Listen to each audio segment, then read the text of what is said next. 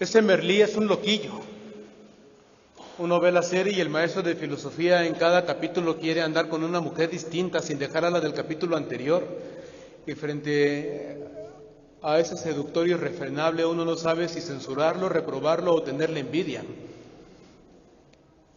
Y en una ocasión cuando estaba con la maestra de inglés, una jovencita, creo que de 23 años, Laia se llama, y ella tiene todo así como el resquemor de no serle infiel a su novio, el maestro de educación física, Merlí, como todo un seductor profesional, se le acerca y le dice: una jovencita como tú merece a un hombre mayor. Entonces ella se resistía y le dijo a él: vamos, deja a un lado la culpa judio-cristiana. Y a él le parecía que eso de la culpa judio-cristiana, la conciencia, pues es algo que no es de uno mismo, así como Mafalda, cuando le dijo un día a su mamá: ten el vuelto de la panadería, pensaba gastármelo en caramelos, pero ese maldito inquilino empezó con que eso no se hace y eso está mal. Y le dijo la mamá: ¿inquilino? ¿Cuál inquilino? Ese que traemos dentro, dijo ella triste. Y yo escuchaba cuando Merlí decía: deja la culpa judio-cristiana, y pensaba, ¿qué diría Bárbara Andrade?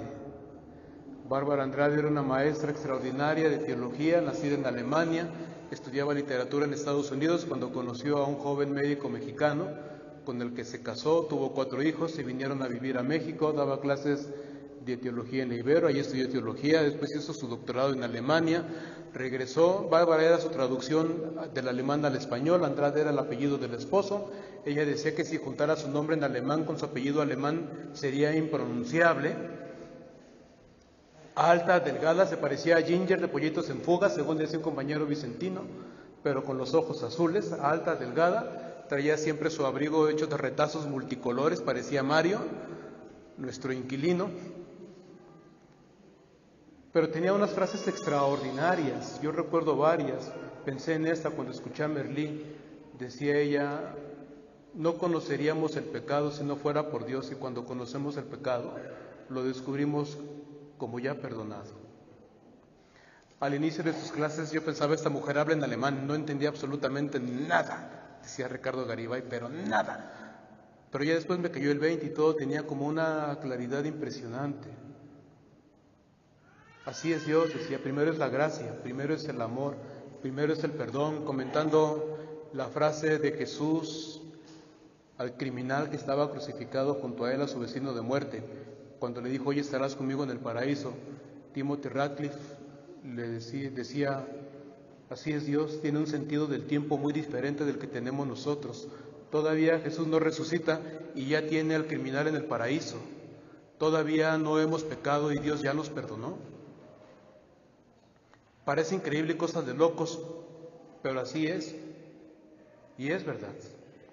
Primero es el amor, primero es la gracia, primero es el perdón y luego todo lo demás.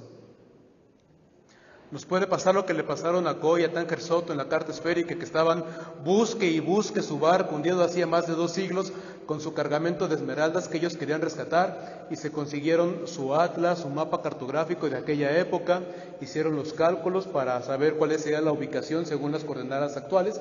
En aquella época todavía no se usaba el meridiano de Greenwich, esta línea imaginaria a partir de la cual colocamos o medimos todo en los mapas.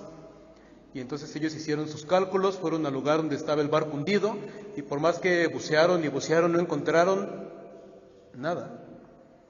Así que Tánger Soto dijo: vamos a buscar al maestro de cartografía a la universidad. Y fueron a la universidad y el maestro les dio la clase, revisó los cálculos, vio que estaban bien hechos y como sin querer les preguntó: bueno, ¿y qué clase de barco buscan? Y Coy, el marino, dijo: uno jesuita. Y entonces al maestro le brillaron los ojos y les dijo: invítenme a comer, que me acabo de ganar una buena comida y un buen vino. Y en la comida les explicó que los jesuitas en aquella época tenían su propio meridiano para ubicar sus coordenadas. Así es que les dijo a partir de dónde tenían que empezar a contar, y eureka. La cosa que así nos puede pasar a nosotros, insisto, porque si primero ponemos el pecado, si primero decimos que Dios nos está vigilando, que nos está juzgando, que nos quiere condenar, si primero ponemos la culpa, como hace cierta congregación, Entonces, por más que buceemos y buceemos, no vamos a encontrar absolutamente nada, por lo menos no encontraremos a Dios, a lo más encontraremos un fantasma, como lo que creían ver los discípulos cuando Jesús apareció en medio de ellos. Alguna vez veía yo un video donde un legionario de Cristo, un LC, punto, donde explicaba las claves para ver la pasión de Cristo. Entonces decía que Mel Gibson no quería, por ejemplo, cuando le daban un golpe a Jesús, no quería saber si el golpe había sido histórico, sino él quería saber que yo le había dado ese golpe a Jesús. Y luego decía él que no le gustaban esos Cristos sin sangre, sin dolor, sin sufrimiento. Y a él le gustaba que se viera mucha sangre y mucho dolor y mucho sufrimiento para que yo viera cuánto había sufrido y padecido Jesús por mí. Y dice, no, pues por eso Merli piensa que la culpa es judio-cristiana, por gente. Y dice, es que mi película no es histórica, es teológica. Y dice, santo Dios, entonces los evangelios, ¿qué son?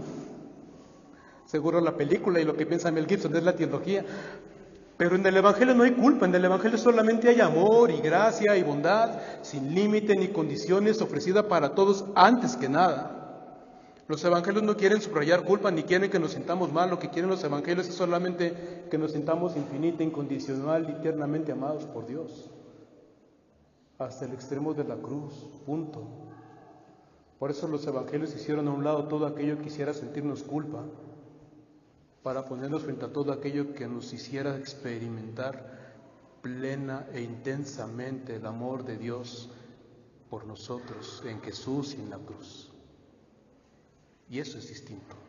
Primero es el amor. Por amor Dios nos creó. Por amor Dios se ha jugado la vida.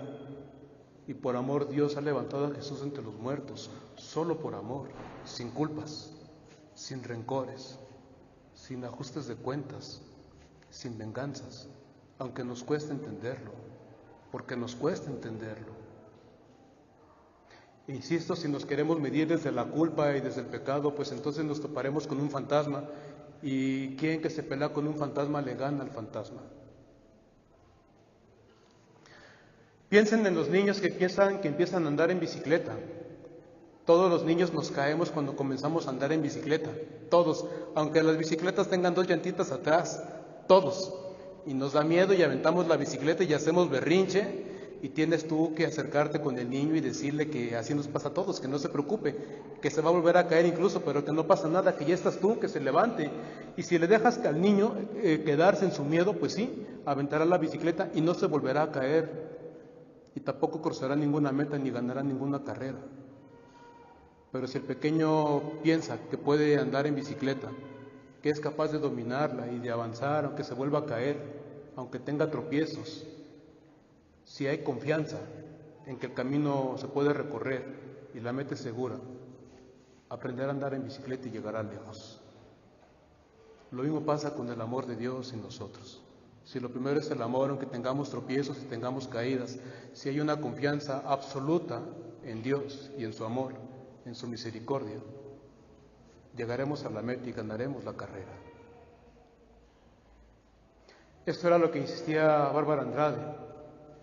Nos pedía contemplar cómo Jesús, aunque en la cruz se sentía abandonado, aunque humanamente había fracasado en su predicación del reino de Dios, con todo siguió confiando en el Dios del reino y lo experimentó como amor, no le falló la apuesta. Por eso, poner el amor como referencia, hacer del amor el eje y el centro de nuestra vida, poner la gracia y la misericordia de Dios como lo primero de todo, es lo que se necesita para saber hacia dónde vamos y para saber quiénes somos nosotros y de qué estamos hechos. Decía Bárbara Andrade, Dios nos ha creado para el encuentro y para la comunión. Nuestra identidad está en la capacidad que tenemos de relacionarnos con los demás en amor y en misericordia, como lo ha hecho Dios con nosotros. Y eso es lo que le da sentido y salvación a nuestra vida. Ahí nos experimentamos como siendo amados, como siendo salvados, como siendo perdonados. Solo que nosotros caricaturizamos el perdón de Dios. Hoy en la mañana bajé a confesar en misa de 8 y llegó un niño. Los niños siempre que se acercan a confesarse traen el dictado de pecados de sus papás. Así lo que sus papás les dicen que me tienen que decir y siempre llegan y Y padre, es que dice mi mamá que no hago la tarea bien y me porto mal y me peleé con mi hermano y le quité su domingo y luego me castigaron en el recreo y ya. Y entonces le dice al niño, ¿y ya? ¿Ya? Bueno, le dije, entonces reza el acto de contrición. Y empezó el niño, ay, ay, ay. Y viendo yo que gemía sinceramente, le dije, vete en paz y le di la absolución. Solamente cuando de verdad nos sentimos amados es cuando de verdad nos sentimos perdonados y cuando experimentamos que lo que le da consistencia a nuestro ser es el amor de Dios, dejamos de buscar el ser y la personalidad en otras cosas. Ustedes se imaginan a Javidú diciendo, me confieso de haber cambiado las quimioterapias de 1000 niños por agua oxigenada y ya. Me confieso que me robé el 10% del dinero público y ya. Y yo le digo, reza 3 Padres Nuestros y ya, vete. Claro, cuando la gente no conoce el amor de Dios, no se siente perdonar, entonces piensa que tiene que robar y matar, porque considera que su vida depende de eso, de lo que pueda acumular, del poder con el que puede impactar o apabullar. Y así lo único que hacen es quedarse como enanos en la humanidad, deshumanizados, sin nada que les dé consistencia. Triste el destino de los victimarios, cuya salvación depende del perdón de las víctimas. La víctima, en cambio, cuando perdona se iguala con Dios. No es fácil, no es rápido, no es automático, pero una persona que puede perdonar a su victimario, el que sea y por lo que sea, decide que su vida no puede quedar definida por el daño que le han hecho, sino por el amor de Dios que le ha dado la vida y la sostiene aún en la cruz. Por el amor de Dios que lo levantará aún de la cruz y de la muerte. Y eso es lo que nos enseña el Evangelio y lo que nos pide Jesús cuando nos dice, tóquenme, vean mis manos y mis pies. Ha habido un amor grande que ha correspondido a la confianza que yo le puse en Él en la cruz. No soy un fantasma. Jesús nos invita a palparlo, a tener una experiencia cuerpo a cuerpo con Él, cara a cara, corazón a corazón. Darnos cuenta de qué está hecho de verdad el ser humano, comprender, conocer, experimentar, sumergirnos en el amor, qué es lo que nos permite acercarnos a los demás y tocar la carne del Señor en quienes tienen hambre y sed y en quienes están desnudos y darnos cuenta que el amor de Dios es de verdad y tiene consistencia, tiene carne y huesos.